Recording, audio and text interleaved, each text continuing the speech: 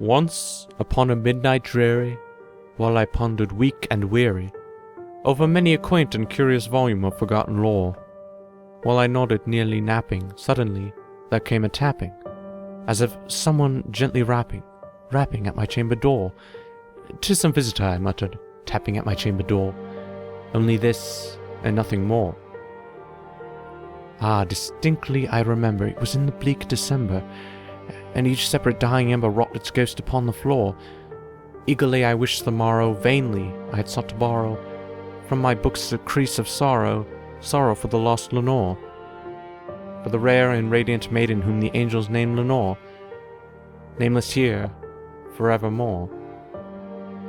And the silken uncertain rustling of each purple curtain thrilled me, filled me with fantastic terrors never felt before, so that now 'tis still the beating of my heart I stood repeating, "'Tis some visitor entreating entrance at my chamber door, some late visitor entreating entrance at my chamber door. This it is, and nothing more."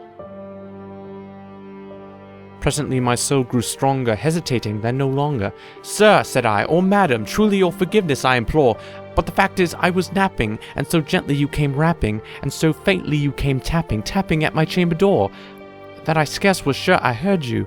Here I opened wide the door. Darkness there, and nothing more." Deep into that darkness peering, long I stood there wondering, fearing, doubting, dreaming dreams no mortals ever dared to dream before. But the silence was unbroken, and the stillness gave no token. The only word there spoken was the whispered word, "Lenore." And I whispered, and an echo murmured back the word, "Lenore." Merely this, and nothing more. Back into the chamber turning, all my soul within me burning, soon again I heard a tapping somewhat louder than before. "Surely," said I, "surely there is something at my window lattice. Let me see then what there it is, and this mystery explore. Let my heart be still a moment, and this mystery explore. 'Tis the wind, and nothing more."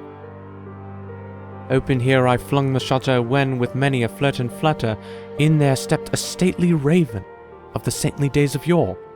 Not the least obeisance made he, not a minute stopped or stayed he, but with mien of lord or lady, perched upon my chamber door, perched upon a bust of Pallas just above my chamber door, perched and sat, and nothing more.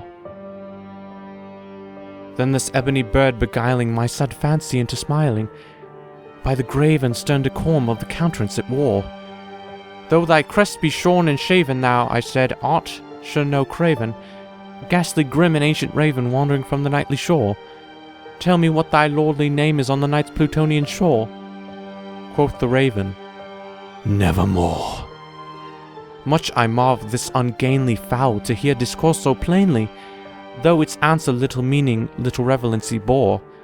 For we cannot help agreeing that no living human being ever yet was blessed with seeing bird above his chamber door, bird or beast upon the sculpted bust above his chamber door, with such name as Nevermore. But the raven, sitting lonely on the placid bust, spoke only that one word, as if his soul in that one word he dared outpour. Nothing further than he uttered, not a feather than he fluttered, till I scarcely more than muttered, "Other friends have flown before. On the morrow he will leave me, as my hopes have flown before." And the bird said, "Nevermore." Startled at the stillness broken by reply so aptly spoken, "Doubtless," said I, "what it utters is its only stock and store, caught from some unhappy master whom unmerciful disaster followed fast and followed faster, till his songs one burden bore, till the dirges of his hope that melancholy burden bore, of never, nevermore." But the raven still beguiling all my fancy into smiling, straight I wheeled a cushioned seat in front of bird and bust and door.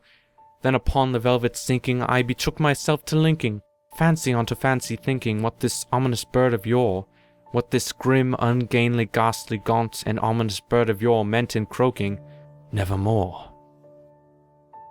This I sat engaged in guessing, but no syllable expressing, till the fowl whose fiery eyes now burned into my bosom's core.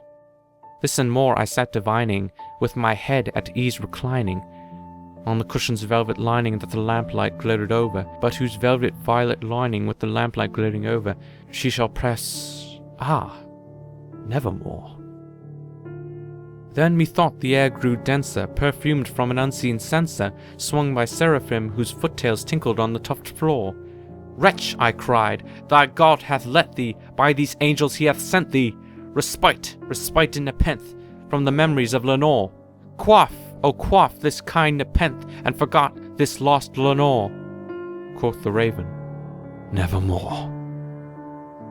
Prophet, said I, thing of evil, prophet still, if bird or devil, whether tempter sent, or whether tempest tossed thee here ashore, desolate yet all undaunted, on this desert land enchanted, on this home for horror haunted, tell me truly I implore, is there balm in Gilead? Tell me I implore.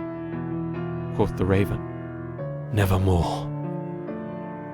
Prophet, said I, thing of evil, prophet still, if bird or devil, by that heaven that bends above us, by that God we both adore, tell this soul with sorrow laden, within the distant Aden, it shall clasp a sainted maiden whom the angels name Lenore, clasp a rare and radiant maiden whom the angels name Lenore. Quoth the raven, nevermore. Be that word or sign in parting, bird or fiend, I shrieked upstarting, get thee back into the tempest and the night's Plutonian shore. Leave no black plume as a token of that lie thy soul hath spoken. Leave my loneliness unbroken, quit the post above my door. Take thy beak from out my heart, and take thy form from off my door. Quoth the raven, nevermore.